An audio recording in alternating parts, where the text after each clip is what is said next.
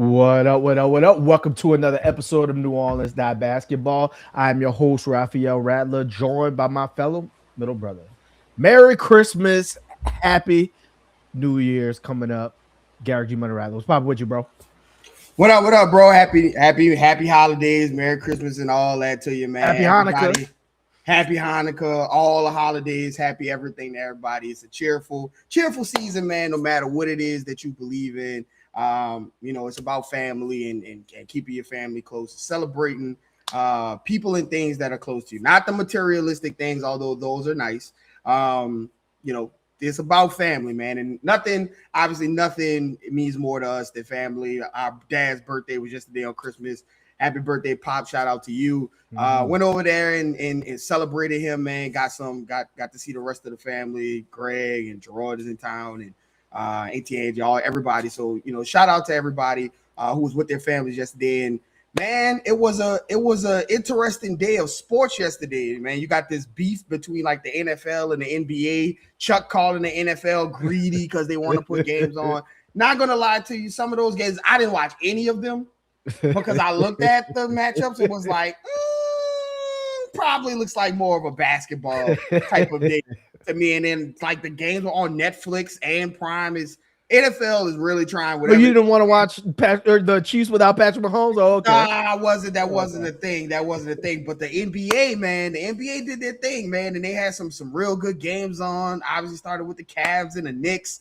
And Donovan Mitchell exploding at the rim at the end of the game. The Spurs and OKC, who seem to play like every other day now, and the Spurs have been the one team to find out how to beat OKC now 3 times in 10 days, which is insane. It's crazy when you think about it. They beat them at home, they beat them away, everywhere, and they beat them on a neutral field. So in Vegas, so it's like whatever you wanted, we got it. And obviously the Rockets, Lakers, those games were good. Mavs and Warriors had a game, but the Timberwolves and the Nuggets finished out the game the night. And man,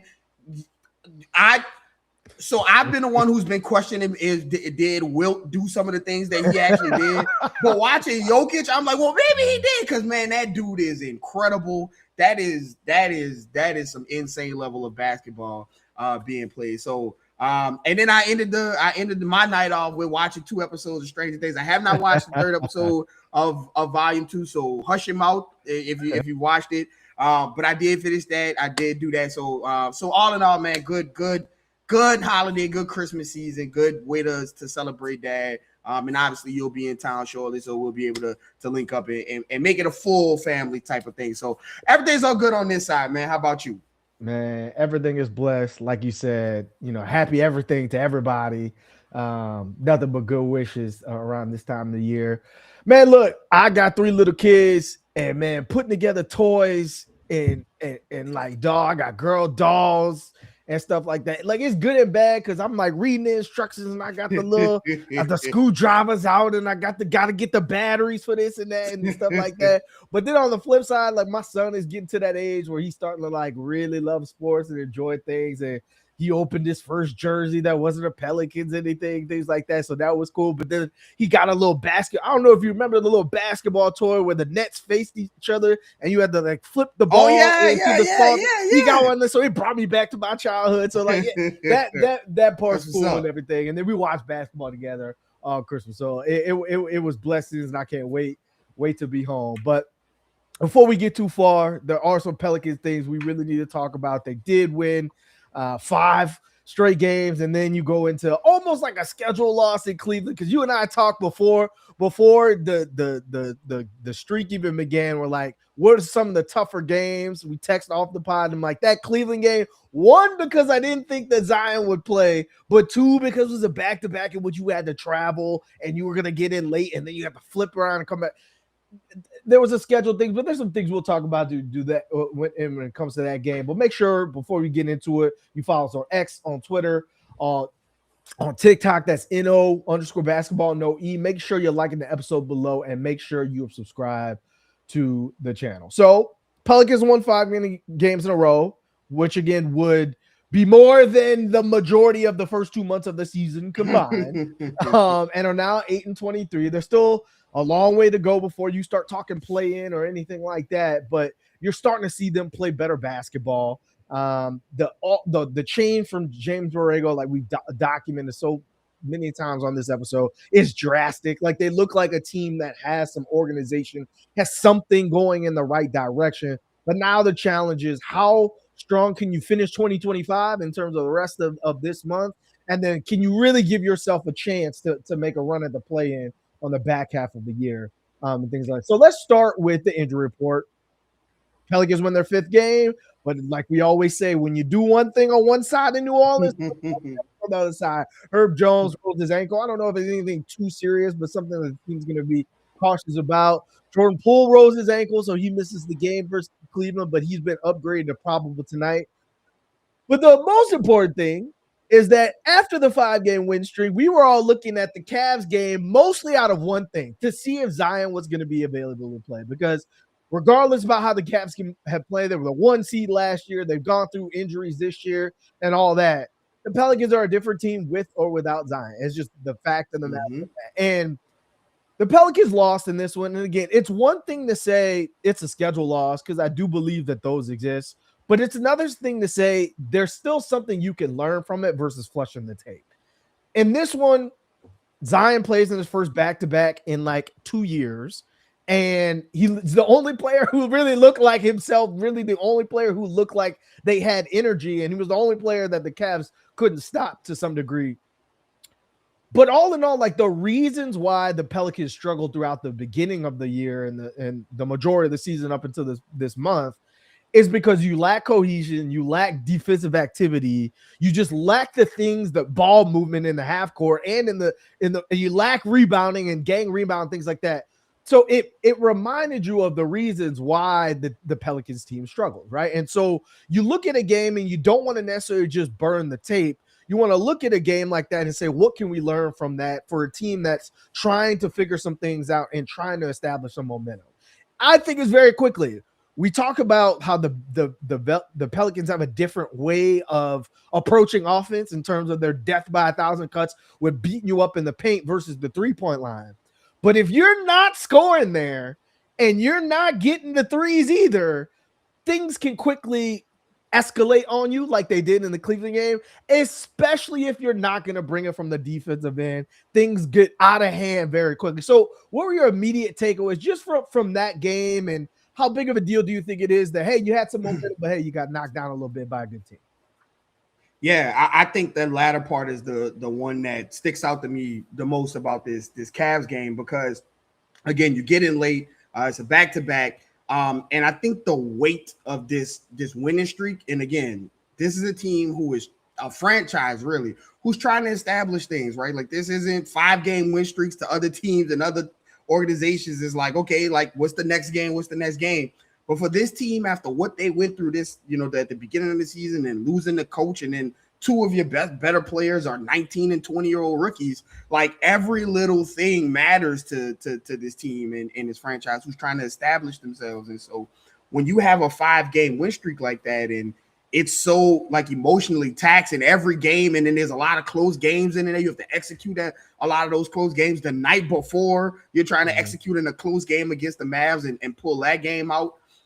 I think you saw all of the weight of that, and then coupled with the back-to-back, I think you saw all of that play out, the weight of all of that play out on the defensive side of the ball. There was just way too many walk-up shots and open threes, one-pass threes. A lot of the things that we saw earlier in the season where it just seemed like the Pelicans just didn't have the effort defensively, where I think this time is just they didn't have the legs, they didn't have the energy defensively. And the Cavs are a team, obviously they're reeling and they got a lot of things like not pointing in right directions over there in Cleveland as far as how their team is playing, who's available, and injuries and things like that.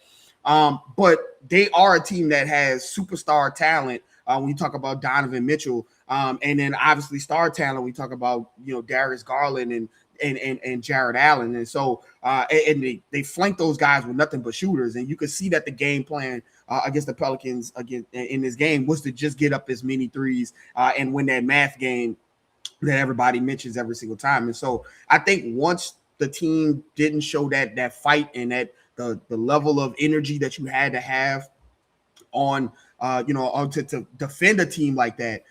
You could see like the game kind of slipping away from them. And it felt like a lot of those Pelicans games that they've won, where it felt like the team kind of stays in it, but you never really feel like the other team was going to win the game. Like it happened to the Pelicans, where the Pelicans made a couple of runs, but you always felt like Donovan Mitchell was going to, get an open shot or get to the rim. And then all of the 3-point shots were so wide open. And so I think, having Zion play in the first back-to-back and what feels like forever, I think that is the good thing to take out of this. And I think for everybody who watched that game, we'll go back to the Kevin Garnett in Uncut Gems. Don't show me something that I can't if I can't have it. Because if he's going to play in back-to-backs and look this well playing in the road too, on the road after traveling if you're going to do that, like if you're going to play and it look that well on the floor, especially with this reduced role and as far as like starting and the minutes restrictions and all that, like if he's going to continue to do that, then he should be able to play in back-to-backs moving forward or whatever type of game situation. As long as he is healthy, he should be able to play. There should be no healthy scratches. And so I think that's the good thing to take out of this. Again, when you look at it, it felt like a scheduled loss, and then you won all of these games and then went down to the wire with the Mavericks the day before. So it definitely became a scheduled loss. But I do think that the fact that Zion played in back-to-backs, I think that is the one thing to take out of this game, and take that as the positive.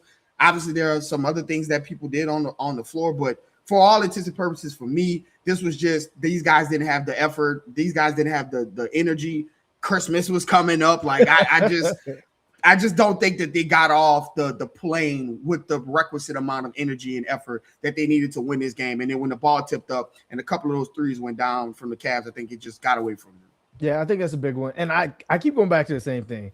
The Pels are still a youthful team in terms of being together. And so youthful teams, you can quickly snowball, especially when Herb Jones is not on the court, who typically when the Pelicans don't have a lot of defensive energy, he's the one that ignites them. He's kind of that catalyst that gets them going, and then other people want to pick it up and things like that. When he's not on the court, you're on a road on a back-to-back after an intense night versus a rival and all that stuff. It's quick for a young team to say, not tonight, right? And it's not going to come tonight. That was a couple of things. You're right from the Zion piece of things, but I keep going back to the same thing. I'm sure we'll talk about it later.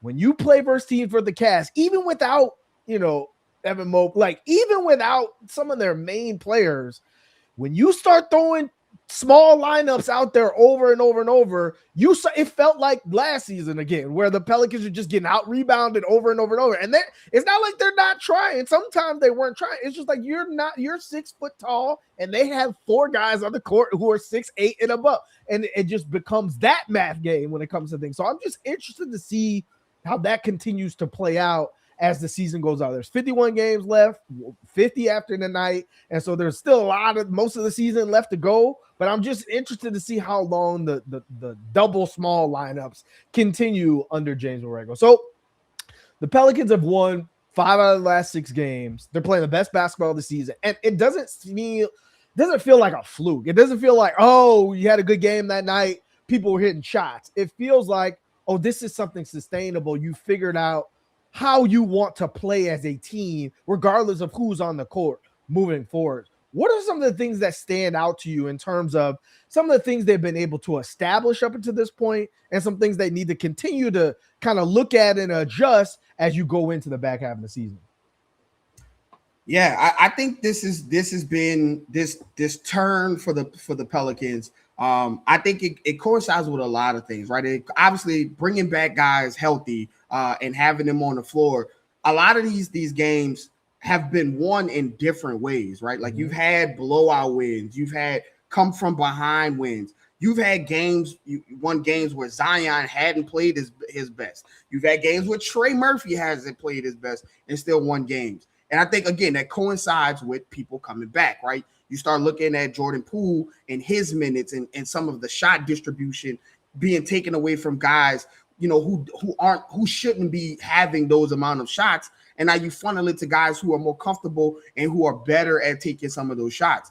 And I think when you look at some of those box scores and you look and you see like this guy had 25 and this guy had 18 and this guy had 16 and this guy had 17, like that is the way that when you have a deep roster in this extended season that you able to contribute all the entire roster, right? And get on the floor and contribute in different ways. I think having Zion come back and play, and again, this what I asked you about is basically like Schrodinger's cat with Zion. Like, what matters to Zion more? Is it the fact that he's starting, or is it the fact that he's getting his points? Because if he's gonna come in and get his points, regardless of whether he starts or not, and I see people talking about in the chat whether he's going to be the sixth man or not.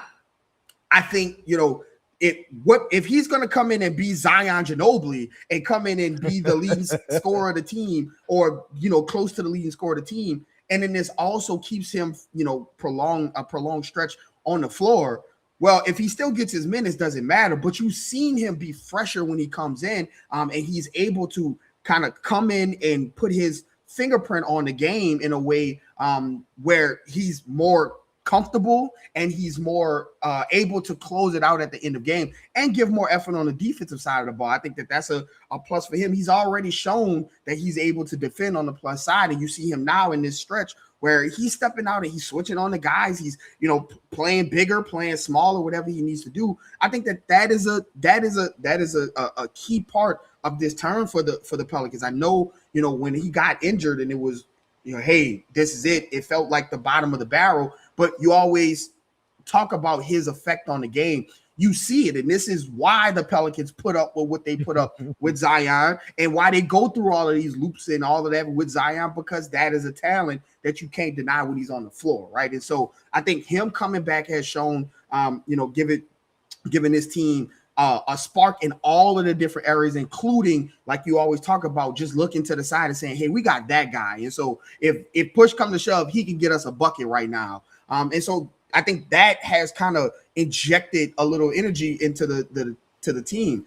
And then I think, finding out that Trey Murphy is a closer or a play finisher as opposed to a play initiator early in the season, figuring that out, I think you're seeing it paying dividends now, because not only is it just one thing to relieve him of a lot of the pressure that he has as far as getting the offense involved and things like that, but he's kind of changed the way he's played as well a little bit. He's kind of gotten rid of some of that, trying to catch it at the mid range and do whatever he does. You see Trey either playing like a 2K guy, playing the 3-point line and playing the dunk and playing the dunks. Like that's what you call the dream of analytics, right? Just the 3-point line and the dunker at the rim with dunks and layups. And so I think having him kind of have that realization for himself in the Pelicans and James Borrego, which I think is obviously the big catalyst to all of this, the James Borrego offensive influence. I think having him realize that early, and now having guys back who can help him, give off the ball and things and still be able to put up his 20-25. I think that is something that has shown itself in this, and you can tell by when it goes away from it, and then you see Trey kind of get back into trying to play hero ball or trying to get around guys with that's not really his game. You start to see the offense bog down, and you see some stretches where you got to plug and play some things. And so I think those are the things that have brought this team back to where they are now. I think going into the next, and this is something that we're going to talk more about. You mentioned it, alluded to it earlier. I don't have a lot of qualms about James Borrego. He has done a lot of things for this team, has really breathed a new life into a lot of the players, playing a lot differently, playing a lot harder. He's utilized a lot of guys in a lot of different ways. But Raph, we have to stop with the double point guard lineup and lean. I saw somebody in the chat talking about it. Is it sustainable not using the bigs where Yves Missi is not getting minutes and things like that? I don't think that is sustainable. And I agree with that person. Like, at some point, you have to realize that having two guards who are small and their talents kind of overlap and they don't really supplement playing off of each other. And then they're both having them both on the floor severely hurts your defense, especially when you don't have Eves on the floor or Herb on the floor to do anything.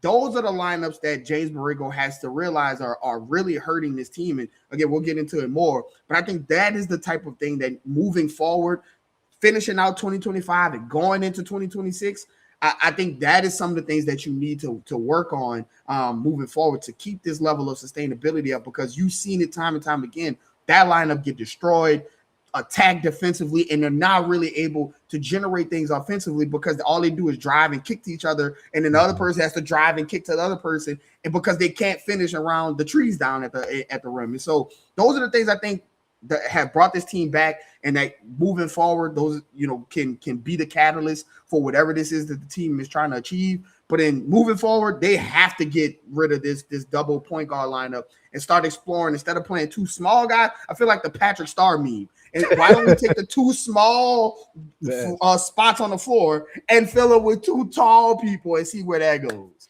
Right. I couldn't agree more. I think as far as the Zion piece, look, I went back and forth with a couple people on Twitter and things like that. And I said the same thing. Like, in a couple weeks, you could see DeJounte, Jordan Poole, and Zion coming off the bench. And, like, you could get there. Like, if you watch the Pelicans, you could be like, I understand how they got there, right? And that's a crazy thing to say for a team that's 8-23. But here's the other thing of that. Like, look at the Spurs. The Spurs are on an 8-game win streak. They beat the defending champions that could never be beat, had the perfect dynasty for the next 10 years, 3 times out of 4, spanked them at home, and Victor's coming off the bench and playing 20 minutes a game. Do you think that Victor Wembanyama is going to be coming off the bench and playing 20 minutes a game for the rest of the season, including the playoffs? I'm going to go ahead and tell you to bet against that, right? I feel something similar with Zion. Zion is clearly the best player on this team. I think while he's on a minute restriction, they're going to try to maximize his minutes however they see fit. It doesn't matter if he's coming off the bench or if he's in the starting lineup. Zion is still the best player on this team. It's evident every single time he touches the floor. So it doesn't matter what role he is. All that matters is what is helping the team win at this given time based off the current situation that they have. As far as like the Pelicans piece of things and what you figured out, I think it's safe to say the Pelicans have 7 guys, which is a crazy thing to say for a team that's 8-23, that could give you 20 points any given night, right? Between Zion and Trey Murphy, and obviously DeJounte when he gets back, whenever he gets back, Jordan Poole, Sadiq Bey, and now the 2 rookies. Any given night, you could look at the box score and be like, he gave you 20, he gave you 20. Okay, I see it, right? And that's a phenomenal place to be in the stat. But like, the things that I've noticed so far is that you're over-reliant sometimes that like that's the case. When you look at lineups and like there's no trade, there's no Derek Queen, or he's not being aggressive, there's no Zion, and then you go through those lulls. You're like, why are you going through those lulls? Because those guys aren't on the court, from that standpoint. To your point, I kind of get, what the offense is that James Borrego is trying to instill. It's a movement offense. Obviously, Derek Queen is your point guard unless he's off the court, and then Zion probably is your point guard. And everyone's constantly moving. You're looking for that mismatch. You're looking for that's enough space to create an advantage for yourself. But to your point, on top of that, Jose Alvarado is not really like a point guard. He's more of a combo guy. He's just shorter, so you automatically push him into the point guard position. I would argue, and we've argued already on this pod, that Jeremiah Fears is a combo guard, and he's more scorer than he is facilitator at this point. A la some of the lobs in transition that I don't know where Jeremiah Fears be throwing that thing. It's definitely not at the logo on the backboard. It's somewhere to somebody in the 8th row. So like there's pieces of that. So then when those 2 guys are the shorter guys on the field, you're gonna get beat on the boards. You're gonna get beat on defense. Most likely, either one of them is going to get taken advantage at some point. So then you're reliant upon those 2 guys finding a mismatch, which may not always be there. And so I think that part of it is trying to figure out what works best for us and like how do we find something that is consistent and that we can rely upon. Because to your point, like Carlo is a play finisher. Eves is a play finisher. So if you're going to have, and I think Jose is a play finisher for the most part, if you're going to have play finishers on the court, why not go with the taller guy who at least can give you rebounding or can at least attack the rim, right? From that standpoint, when you know you're not going to get it on the other side, especially when you know you're getting crushed at the 3-point line, either way it goes, right? You got to win somewhere. You got to have the advantage somewhere. So I'm just interested to see how that continues to play out. I saw it in the comments earlier, and it goes back to the statement that you had before. Like, look at what the Spurs are doing in the Thunder, and everyone's like, whoa, man, like they've handled the Thunder well. Well, what did the Thunder really do? They built a roster that was two-way, that could beat you on offense or could beat you on defense no matter who touched the court. What did the Spurs do? They went and did the same thing, right? Except they have athletes at every position and are a bigger body that have size, right? And any given night, we know we're locking up so that if the offense isn't there or we're not, we're okay because we know we're going to get stops and things like the transition. And we have a guy like Victor that can make up for the Chet or the Shea that you're giving me on the other side as well, right? And also to that point, when you play that style of basketball and you say you bring it on the defensive side because you got athletes on both sides, well, you can keep the games close. And then when you have a guy like Victor Wembanyama who can close the game for you, a la like Zion Williamson, who the Pelicans have, you keep the game close, and then as they can win the game for you at the end, as opposed to having them try to carry the offense and keep up with the game because you're running out there with guards and getting attacked every single time and going through laws. So to your point, it helps the Pelicans keep games close and then have guys who you brought in like DeJounte when he gets back, but have Zion and Trey close those games out. Right. And so, like, I've said this before and I'll keep saying it. When the Pelicans play with defensive activity, they're one of the most fun teams to watch. I understand that's crazy to say at 8-23. They're one of the most fun teams to watch in the NBA just because of the electricity from a lot of the players in the roster. When they don't play good defensively, it can get ugly. Like, you can lose by 20 any given night because they don't shoot threes. So either they're catching up by 1,000 cuts or they're not catching up at all, right? And so, like, you put all those things together and you figure out, how do we eliminate those lulls? How do we make sure we're locked in on the defensive end? And again, there's tons of teams. The Lakers are going through this right now where they're trying to figure out, how do we stop teams on a given night and things like, and I think it's going to be one of those things where it's trial by error. You're going to have to keep trying pieces and to figure it out, because we just listed those 7 names. Those are really the only 7 names where every night I'm like, those are in the rotation.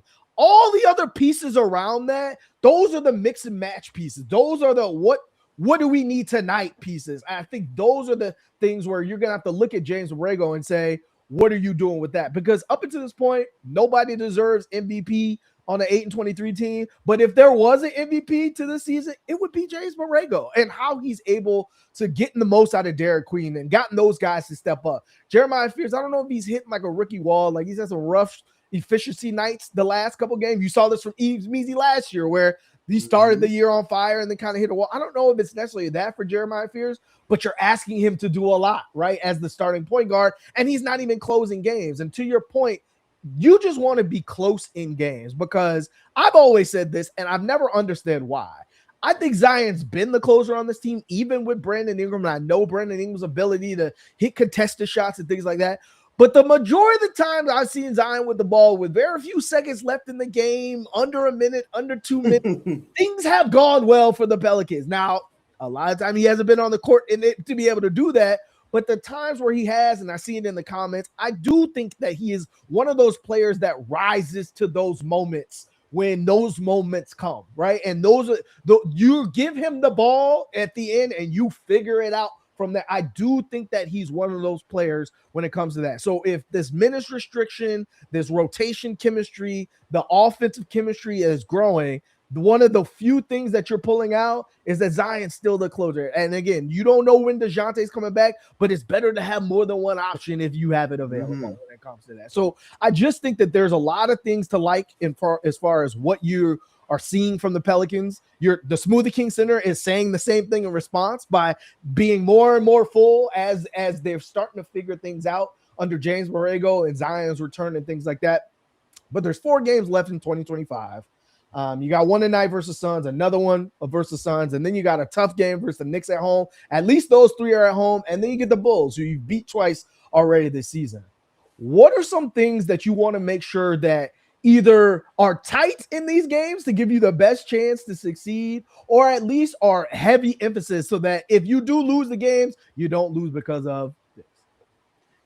Yeah, I think the Pelicans have established themselves as one of the better points in the paint teams in the league. That, I mean, during this win streak, that's how they've been winning games, is completely bludgeoning people in the points per game. So I think that if that is going to be your calling card, if that is going to be, you're not going to shoot the mandated 43s a game, 45 threes a game. You need to be able to establish the paint every single game, right? You have 2 games against the Suns, who don't really have, like, they have like the perimeter defenders and no Jalen Dylan Green, Brooks and all that, but you don't really have like a lot of paint protectors on that team. They don't really play Malawak a lot, and so like you can get some, like, you can get into the paint on this team, especially when you're talking about Derek Queen and Zion and Trey and guys like that. So they should be able to get into the paint. And so for the rest of these games, that needs to be like, you need to have those crazy numbers, 80 points in the paint, 75 points in the paint. Like, that should be like a standard for the Pelicans. Get into the paint and establish that. Because again, to your point, if you get like you're better at scoring there and drawing fouls and doing things there, because if you have to get into a shootout, you don't really have the requisite weapons, and that's not really how you play as far as just spraying threes to get back into games. And so if you can get into the paint and score in the paint and get teams in foul trouble, I think that's one of the things that needs to be like the calling card for this team. And I see it, people talking about it in the paint. There's one thing that has drove me up the wall. And so I agree that, like, guys have to be overly active and aggressive for rebounds. You can't be caught flat-footed at all, because not only are you starting, again, what we've been saying, Derek Queen is a power forward. He's not a center. He didn't play center in college, and he's trying to learn how to play center, which is not just stand there and be tall in the NBA. It's the yo-yo. It's the defending at the 3-point line. It's being able to play with 1 foot in the paint, 1 foot out the paint. You have a lot to process as a center. You're basically the point guard on defense, right? Like, you have to get everybody involved because you can see everything, right?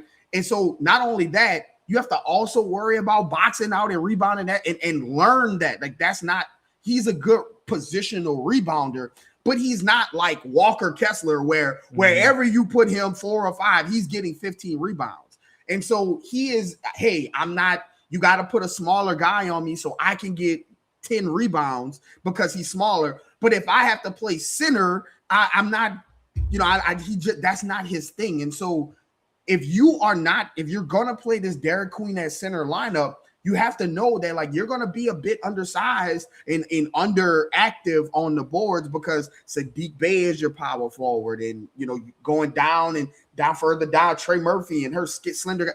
Everybody has to be active on the boards and not just caught flat-footed thinking that, like, Derek Queen is going to get it or Sadiq Bey is going to get it. Like, everybody has to go to the boards. Jeremiah Fears is pretty good at that, getting into the scrum, getting boards as a point guard. But, like, this has to be a team-wide effort as long as you play Derek Queen. And then especially if you're going to be playing these lineups with Jeremiah Fears and Jose Alvarado, like, you if you're going to do that, you also can't just be standing around waiting for other guys to get the ball. Everybody has to go for the boards. And I think that lends to why you should really think about playing, if you're going to play Derek Queen and then play Zion, there should be a big man behind that person at all times, whether it's Carlo, whether it's Eves, whether whoever it is. Like, you should be able to have, you got 5 of them on the roster. You got to put at least 1 on the floor at a time. And so I think, like, that needs to be something that they focus on more, hitting the boards and not getting out rebounded and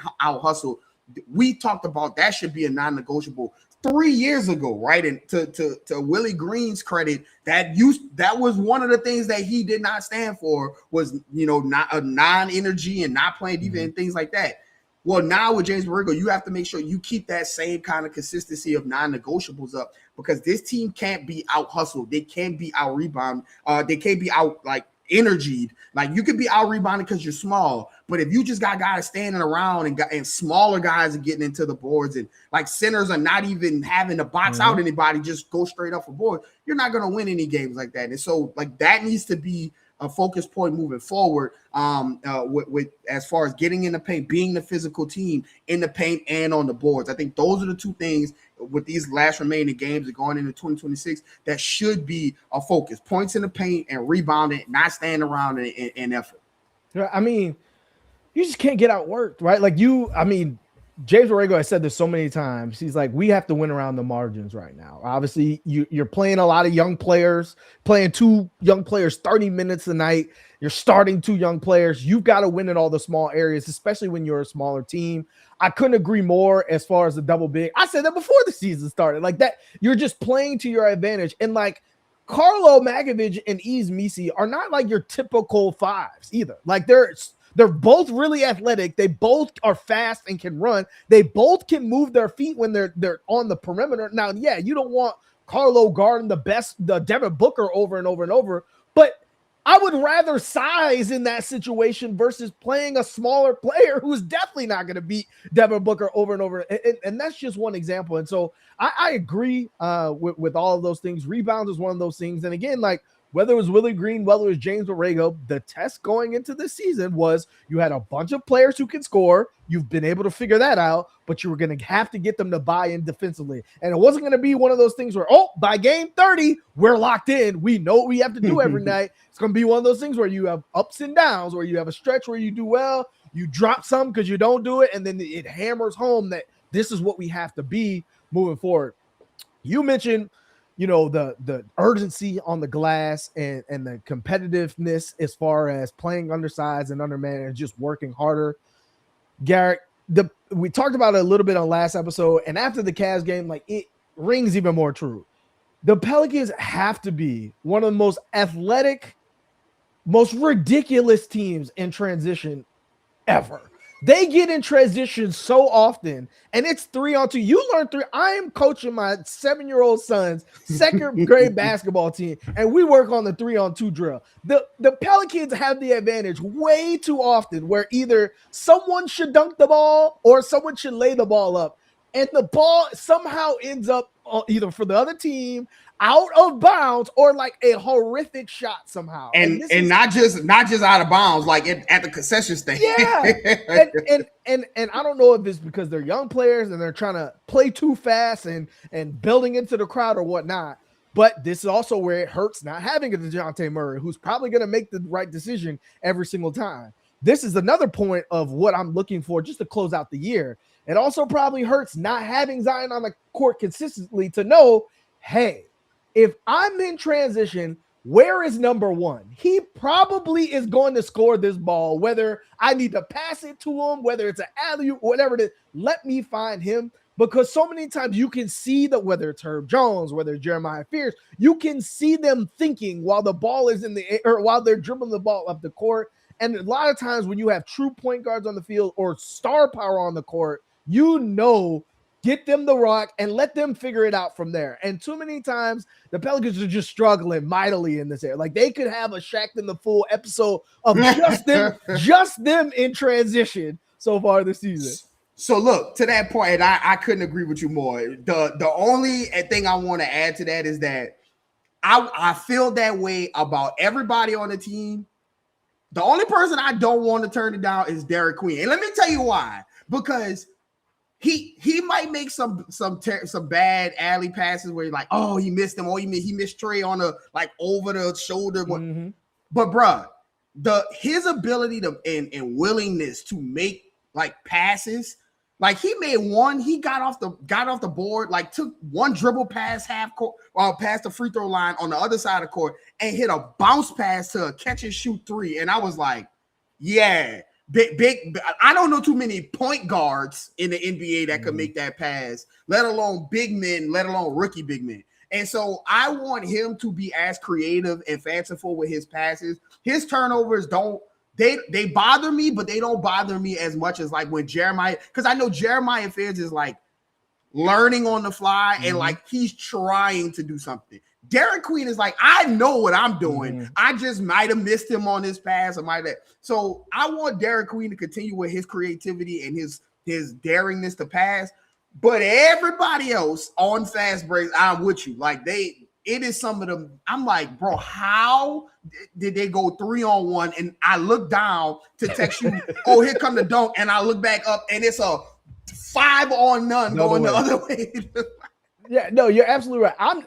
Don't get me wrong. You should never slow down on a fast break when you have but you have to make the right decision. And what have I said before?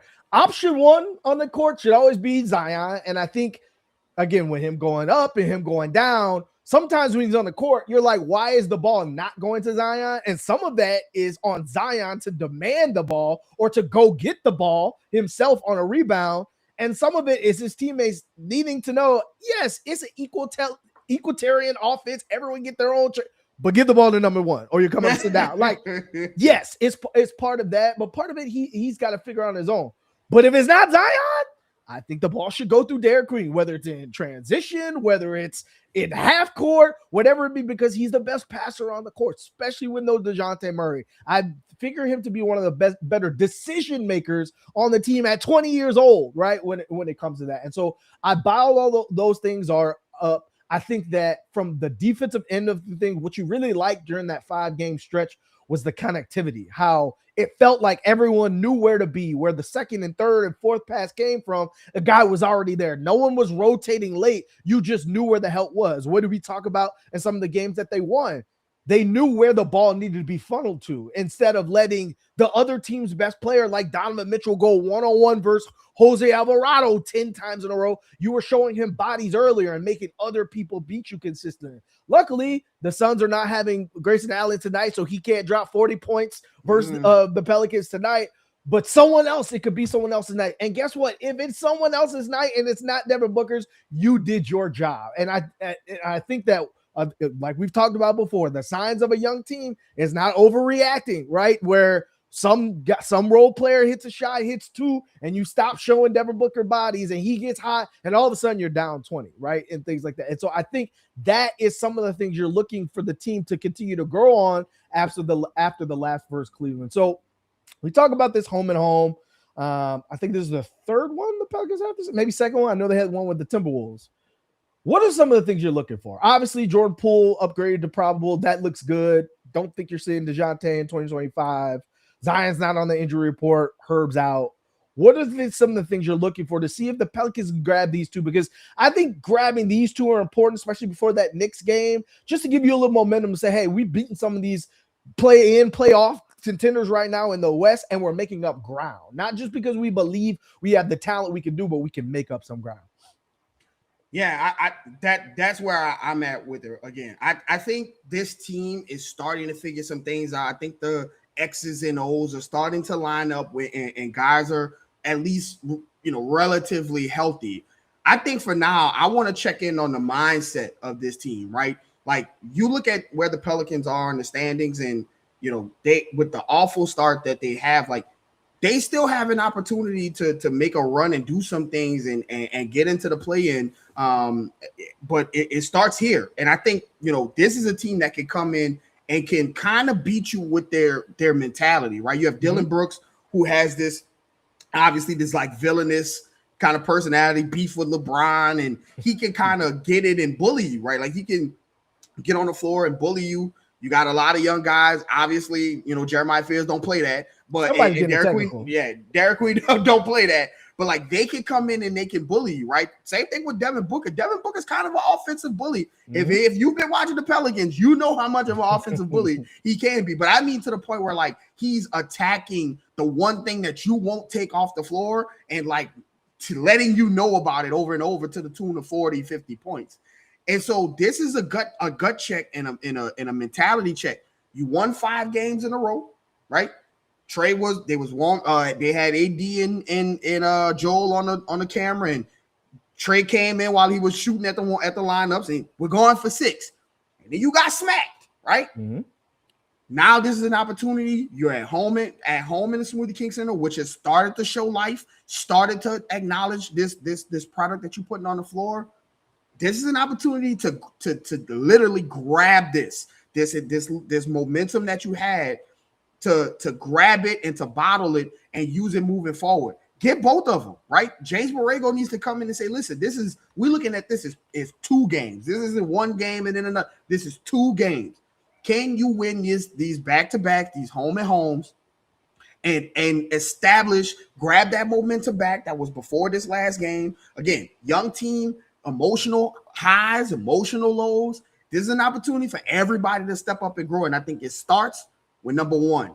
We know number 1's in his history with the Phoenix Suns, the 360 windmill dunk that pissed everybody off and had everybody ready to fight. The playoff series that he didn't play in, that people was barking at him on the sideline. This is an opportunity to say, listen, this team started off rough. We figured some things out. You have a complement of weapons around you, guys that you can use. But if Zion comes out and is like, I'm the best player on the floor both games, I think that is going to be the change that, you know, to grab this momentum and bottle it up and use it moving forward. Obviously, there's not going to be any Herb. Hey man, Z, if you out there, bro, and Devin Booker, obviously you want to show him bodies, but we've seen Zion step up and say, hey, look, I got Kawhi, I got Luka, he's done those things. If Devin Booker's out there cooking and the double things is not working, you go take reign of this entire situation and go guard him if need be, right? And be that first body that he sees it after he goes, because obviously there's no Herb playing, at least tonight for sure. So I think, listen, Vaughn, that's a great way to think about it. The playoffs for the Pelicans have started already, right? You put yourself in a situation. Yeah, Happy New Year, right? Yeah. You put yourself in a situation behind the 8 ball with no pick available. You have no reason to just fall and let this team go. There's teams ahead of you like Utah who has every incentive to start coming back to the pack. And so you have to start putting some of these wins together so that, like Kevin Durant said, like when talent meets opportunity, that's when the good things happen.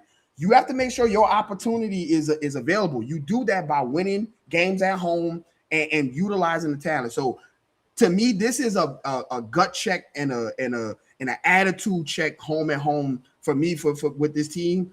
It's not about so much the X's and O's because they're going to play themselves out. Is will you come out and play like you played in that Pacers game where there was no question about it that you were the better team from start to finish? Can you do that at home and start to bring this crowd even more back to life where they've shown you they can be in these last couple of games? Right. I agree. I think that, there's no Herb versus Devin Booker. To be fair, Herb has gotten cooked a lot by Devin Booker too. Yes, he has. I think it's how you defend him as a team versus one single, even versus in the win versus the Rockets. Herb was getting cooked in the first half, just leaving him on the island versus KD. It was the second half when they started showing KD bodies. That's when things changed. And again, Devin Booker's a very smart player. He's going to find the open man. But again, you got to live with something. You have to live with something else beating you. And with a team that doesn't have Jalen Green and their second best scoring off, Dylan Brooks having a great offensive year and has really turned around their culture. I agree with you. I think this is what did we learn from earlier in the season type home and home? What mentality are we going to play with moving forward? Like, are we going to let the Suns punk us? Because that's what happened the last time you played the Suns when Grayson Allen could not miss. He had the green bean and the fire emoji the entire game. If you get punked at home and that sends you into like the new year, that's a different look. And again, the Knicks are a different beast, but I'm talking about the Suns in particular. There's no matchup on that starting 5 for Zion. And so whether it's him, whether it's Jeremiah Fears, everyone's got Derek Queen, to be honest. Right. Everyone's got to play with a different level of urgency and a different level of mentality because that's what good teams do. Again, it's 8-23, and that's crazy to talk about for the Pelicans, but good teams rarely lose back-to-back, right? Especially after getting smacked in a back-to-back. You had 2 days on the home, Christmas Eve, Christmas, you were at home with your family. Now, what do you do with it, right? Like, how do you respond from there? And to your point, like, the thing that we've been talking about with Zion that, with this beginning of the season being just so up and down with him missing so many games, and then coming back early and all that stuff, and then have to sit out this and this. First of all, I want to see if he's going to play the second back-to-back. You just showed me you could do one. Why would I not be able to do one at home? I'm about to say at home. Right.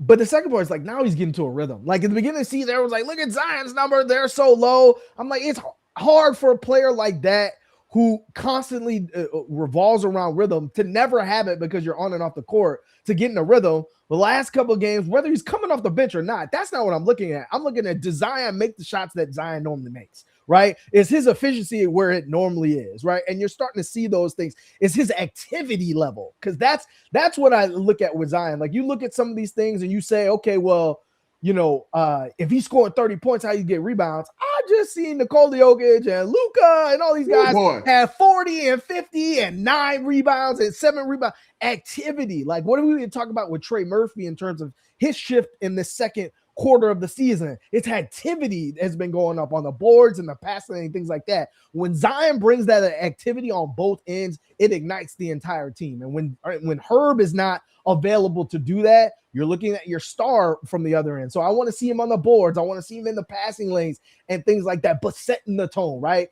Quiet has kept Zion's doing really well from the free throw line because he's healthier and he feels like he's more in shape and things like that. If he can get into a rhythm and, to your point, be the best player on the court, that gives you a chance night in or night out. If he is available to give you 30 points off the bench, starting in the locker room, in the stand, if he can give you 30 every night, that's 30 less points you have to worry about getting from Jose and Bryce McCollum and things like that. And so him setting the tone, I think, is a big step for these two games because I do think they're important. With that being said, Pelicans has got 2 important ones in front of them at home. See if they can capitalize before a really tough test comes in their building with the New York Knicks. But what you got left for the people, Garrett? As always, you never know what people are going through, so give someone a smile today. Man, appreciate everybody coming through. West Bank, Rick, Daniel, Brian, Cole, chilling, all y'all. Everybody else who came through, appreciate y'all coming through on this holiday stream during the daytime. Yeah, man, Pels are. Listen, you have these 2 home games, and then you have this next game. I think you look at these 2 right now, these 2 Phoenix Suns games as double wins, right? Not only if you win these games, do you get a win in your win column, but you bring a team that's above you and not that far above you. You bring them closer down to you as you try to make your way up these standings. And so I think these are 2 games that you have to look at and try to really lock in and get. So with that being said, you can follow myself at Garrick_Rattler. Follow my brother at Raphael_Rattler. Follow the page at NO_basketball, no E. That's on Twitter, Instagram, wherever you get your socials. Most importantly, subscribe to New Orleans.basketball if you haven't already. And we'll see you guys in the next one. Happy holidays.